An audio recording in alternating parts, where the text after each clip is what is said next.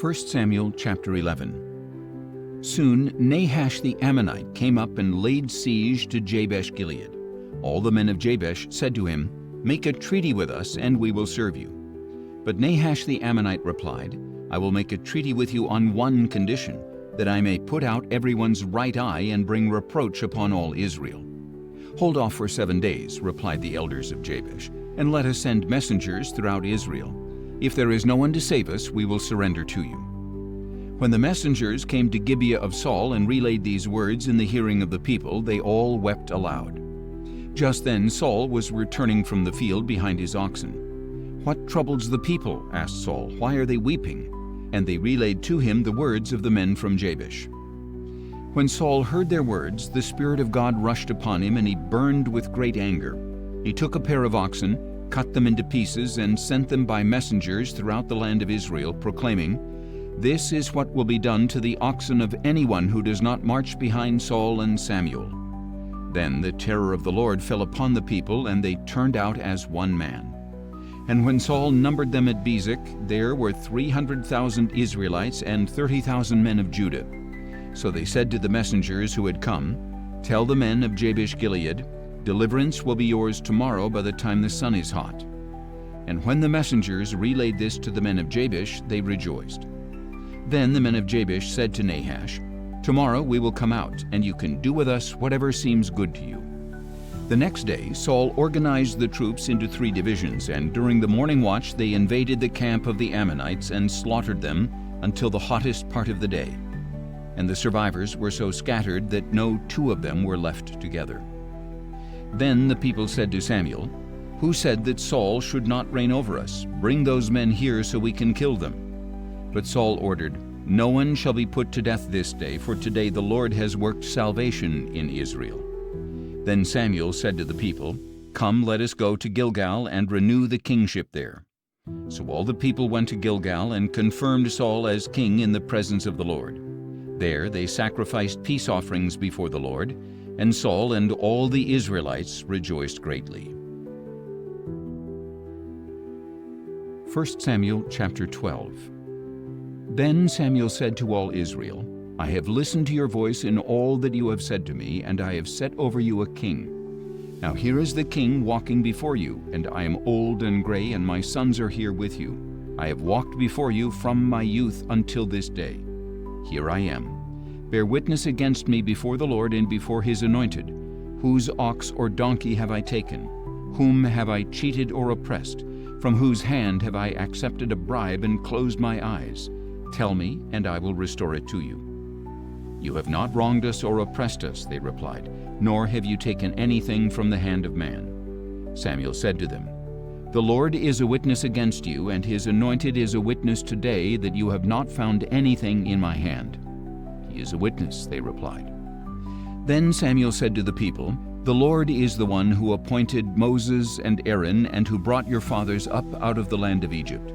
Now present yourselves so that I may confront you before the Lord with all the righteous acts he has done for you and your fathers. When Jacob went to Egypt, your fathers cried out to the Lord, and he sent them Moses and Aaron, who brought your fathers out of Egypt and settled them in this place. But they forgot the Lord their God, and he sold them into the hand of Sisera the commander of the army of Hazor, and into the hands of the Philistines and the king of Moab who fought against them. Then they cried out to the Lord and said, 'We have sinned, for we have forsaken the Lord and served the Baals and Ashtoreths. Now deliver us from the hands of our enemies, that we may serve you.' So the Lord sent Jerubbaal, Barak, Jephthah, and Samuel, and he delivered you from the hands of your enemies on every side, and you dwelt securely.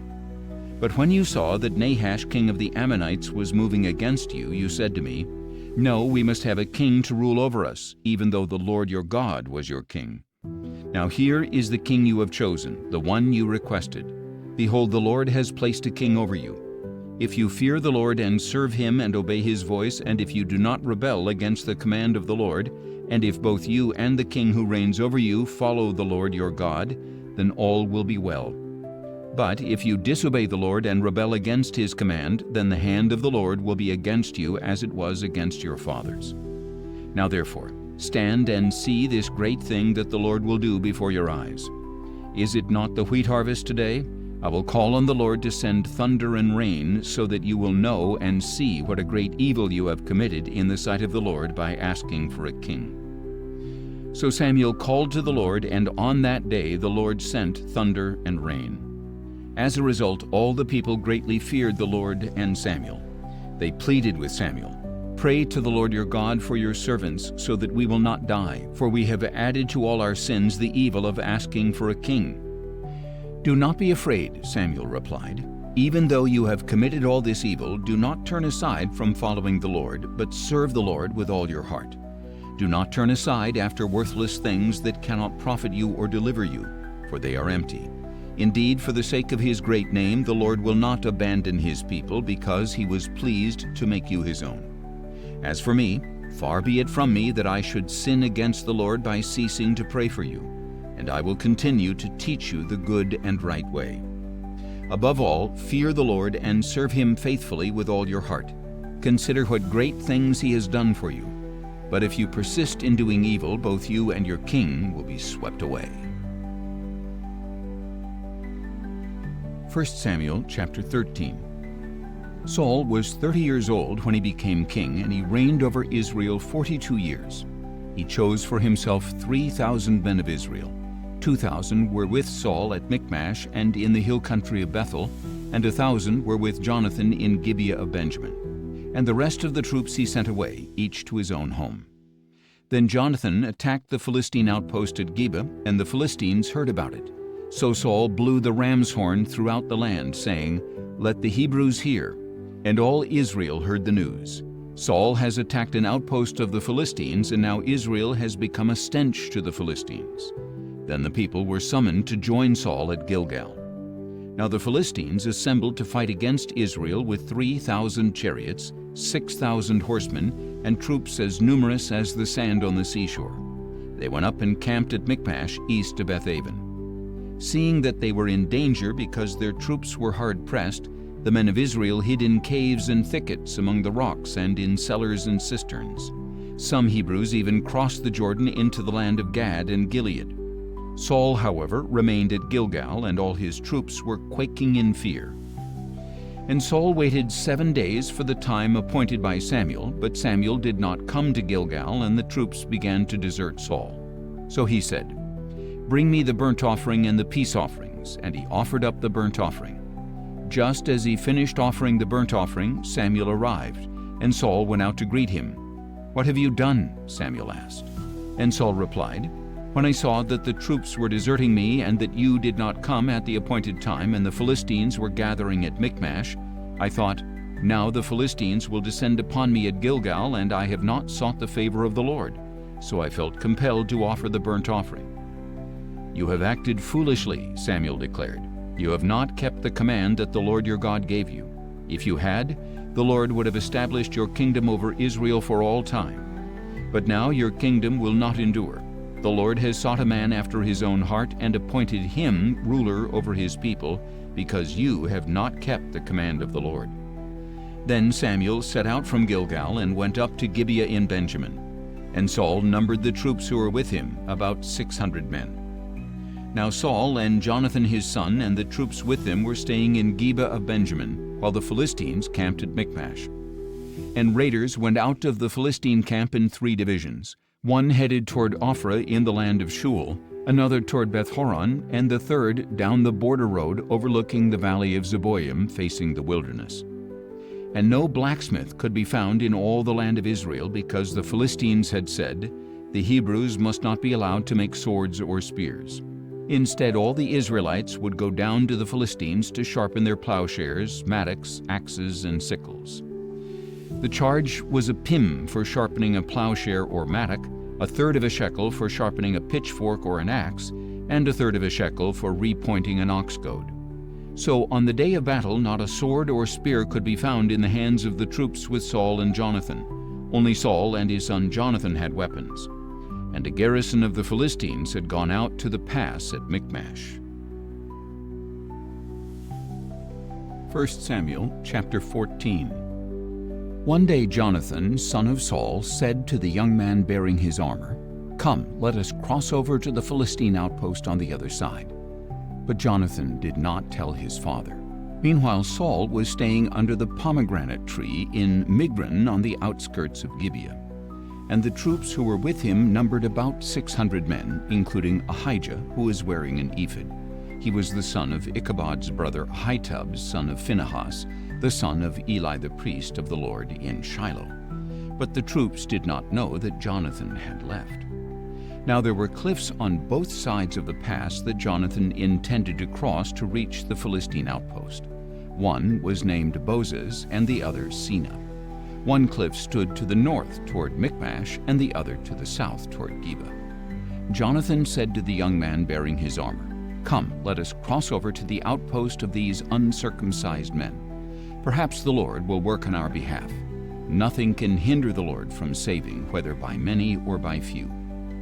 His armor-bearer replied, "Do all that is in your heart. Go ahead. I am with you, heart and soul." "Very well," said Jonathan. "We will cross over toward these men and show ourselves to them. If they say, 'Wait until we come to you,' then we will stay where we are and will not go up to them. But if they say, 'Come on up,' then we will go up, because this will be our sign that the Lord has delivered them into our hands." So the two of them showed themselves to the outpost of the Philistines, who exclaimed, "Look, the Hebrews are coming out of the holes in which they were hiding." So the men of the outpost called out to Jonathan and his armor-bearer, "Come on up, and we will teach you a lesson." "Follow me," Jonathan told his armor-bearer, "for the Lord has delivered them into the hand of Israel." So Jonathan climbed up on his hands and feet with his armor-bearer behind him, and the Philistines fell before Jonathan, and his armor-bearer followed and finished them off. In that first assault, Jonathan and his armor-bearer struck down about 20 men over half an acre of land. Then terror struck the Philistines in the camp, in the field, and among all the people. Even those in the outposts and raiding parties trembled. Indeed, the earth quaked, and panic spread from God. Now when Saul's watchmen at Gibeah in Benjamin looked and saw the troops melting away and scattering in every direction, Saul said to the troops who were with him, "Call the roll and see who has left us." And when they had called the roll, they saw that Jonathan and his armor-bearer were not there. Then Saul said to Ahijah, "Bring the ark of God," for at that time it was with the Israelites. While Saul was talking to the priest, the commotion in the Philistine camp continued to increase. So Saul said to the priest, "Withdraw your hand." Then Saul and all his troops assembled and marched to the battle, and they found the Philistines in total confusion, with each man wielding the sword against his neighbor. And the Hebrews who had previously gone up into the surrounding camps of the Philistines now went over to the Israelites who were with Saul and Jonathan. When all the Israelites who had been hiding in the hill country of Ephraim heard that the Philistines were fleeing, they also joined Saul and Jonathan in the battle. So the Lord saved Israel that day, and the battle moved on beyond Bethaven. Now the men of Israel were in distress that day, for Saul had placed the troops under an oath, saying, "Cursed is the man who eats any food before evening, before I have taken vengeance on my enemies." So none of the troops tasted any food. Then all the troops entered the forest, and there was honey on the ground. And when they entered the forest and saw the flowing honey, not one of them put his hand to his mouth, because they feared the oath. Jonathan, however, had not heard that his father had charged the people with the oath. So he reached out the end of his staff in his hand, dipped it into the honeycomb, and put his hand to his mouth, and his eyes brightened. Then one of the soldiers told him, "Your father bound the troops with a solemn oath, saying, 'Cursed is the man who eats food today.' That is why the people are faint." "My father has brought trouble to the land," Jonathan replied. "Just look at how my eyes have brightened because I tasted a little of this honey. How much better it would have been if the troops had eaten freely today from the plunder they took from their enemies. Would not the slaughter of the Philistines have been much greater?" That day, after the Israelites had struck down the Philistines from Michmash to Aijalon, the people were very faint. So they rushed greedily to the plunder, taking sheep, cattle, and calves. They slaughtered them on the ground and ate meat with the blood still in it. Then someone reported to Saul, "Look, the troops are sinning against the Lord by eating meat with the blood still in it." "You have broken faith," said Saul. "Roll a large stone over here at once." Then he said, Go among the troops and tell them, each man must bring me his ox or his sheep, slaughter them in this place, and then eat. Do not sin against the Lord by eating meat with the blood still in it." So that night everyone brought his ox and slaughtered it there. Then Saul built an altar to the Lord. It was the first time he had built an altar to the Lord. And Saul said, "Let us go down after the Philistines by night and plunder them until dawn, leaving no man alive." "Do what seems good to you," the troops replied. But the priest said, "We must consult God here." So Saul inquired of God, "Shall I go down after the Philistines? Will you give them into the hand of Israel?" But God did not answer him that day. Therefore Saul said, "Come here, all you leaders of the troops, and let us investigate how this sin has occurred today. As surely as the Lord who saves Israel lives, even if it is my son Jonathan, he must die." But not one of the troops said a word. Then Saul said to all Israel, "You stand on one side, and I and my son Jonathan will stand on the other side." "Do what seems good to you," the troops replied. So Saul said to the Lord, the God of Israel, "Why have you not answered your servant this day? If the fault is with me or my son Jonathan, respond with Urim. But if the fault is with the men of Israel, respond with Thummim." And Jonathan and Saul were selected, but the people were cleared of the charge. Then Saul said, "Cast the lot between me and my son Jonathan." And Jonathan was selected. "Tell me what you have done," Saul commanded him. So Jonathan told him, "I only tasted a little honey with the end of the staff that was in my hand, and now I must die?" And Saul declared, "May God punish me, and ever so severely, if you, Jonathan, do not surely die." But the people said to Saul, "Must Jonathan die, he who accomplished such a great deliverance for Israel? Never! As surely as the Lord lives, not a hair of his head will fall to the ground, for with God's help he has accomplished this today." So the people rescued Jonathan, and he did not die. Then Saul gave up his pursuit of the Philistines, and the Philistines returned to their own land. After Saul had assumed the kingship over Israel, he fought against all his enemies on every side: the Moabites, the Ammonites, the Edomites, the kings of Zobah, and the Philistines. Wherever he turned, he routed them. He fought valiantly and defeated the Amalekites, delivering Israel from the hands of its plunderers. Now the sons of Saul were Jonathan, Ishvi, and Malchishua. His two daughters were named Merab, his firstborn, and Michal, his younger daughter. His wife's name was Ahinoam, daughter of Ahimaaz. The name of the commander of his army was Abner, the son of Saul's uncle Ner. Saul's father Kish and Abner's father Ner were sons of Abiel. And the war with the Philistines was fierce for all the days of Saul. So whenever he noticed any strong or brave man, Saul would enlist him. 1 Samuel chapter 15. Then Samuel said to Saul, "The Lord sent me to anoint you king over his people Israel. Now therefore, listen to the words of the Lord. This is what the Lord of hosts says. I witnessed what the Amalekites did to the Israelites when they ambushed them on their way up from Egypt. Now go and attack the Amalekites and devote to destruction all that belongs to them. Do not spare them, but put to death men and women, children and infants, oxen and sheep, camels and donkeys." So Saul summoned the troops and numbered them at Telaim, 200,000 foot soldiers and 10,000 men of Judah. Saul came to the city of Amalek and lay in wait in the valley. And he warned the Kenites, "Since you showed kindness to all the Israelites when they came up out of Egypt, go on and get away from the Amalekites. Otherwise I will sweep you away with them." So the Kenites moved away from the Amalekites. Then Saul struck down the Amalekites all the way from Havilah to Shur, which is east of Egypt. He captured Agag, king of Amalek, alive, but devoted all the others to destruction with the sword.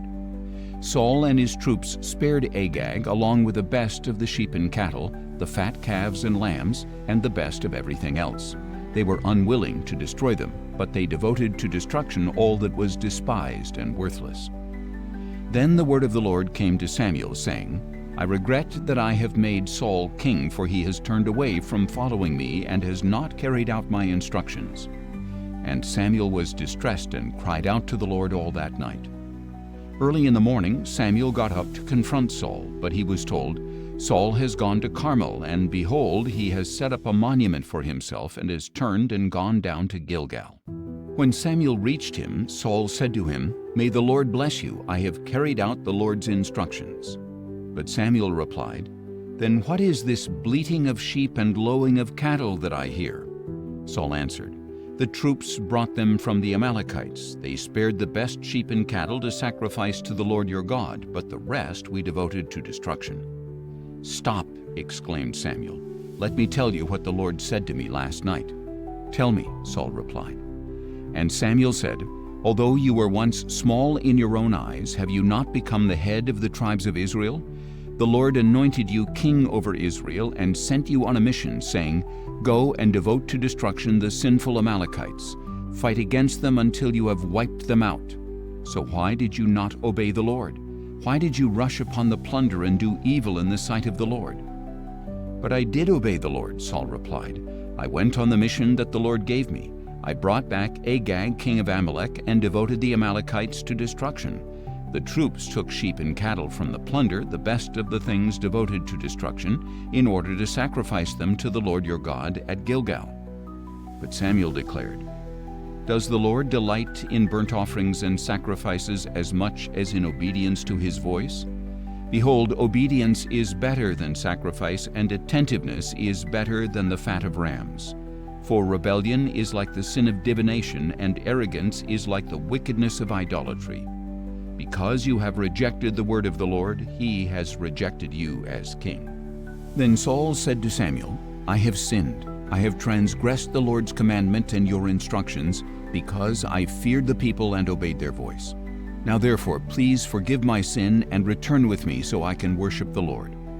"I will not return with you," Samuel replied, "for you have rejected the word of the Lord, and he has rejected you as king over Israel." As Samuel turned to go, Saul grabbed the hem of his robe, and it tore. So Samuel said to him, "The Lord has torn the kingdom of Israel from you today, and has given it to your neighbor who is better than you. Moreover, the glory of Israel does not lie or change his mind, for he is not a man that he should change his mind." "I have sinned," Saul replied. "Please honor me now before the elders of my people and before Israel. Come back with me so that I may worship the Lord your God." So Samuel went back with Saul, and Saul worshipped the Lord. Then Samuel said, "Bring me Agag, king of the Amalekites." Agag came to him cheerfully, for he thought, "Surely the bitterness of death is past." But Samuel declared, "As your sword has made women childless, so your mother will be childless among women." And Samuel hacked Agag to pieces before the Lord at Gilgal. Then Samuel went to Ramah, but Saul went up to his home in Gibeah of Saul. And to the day of his death, Samuel never again visited Saul. Samuel mourned for Saul, and the Lord regretted that he had made Saul king over Israel.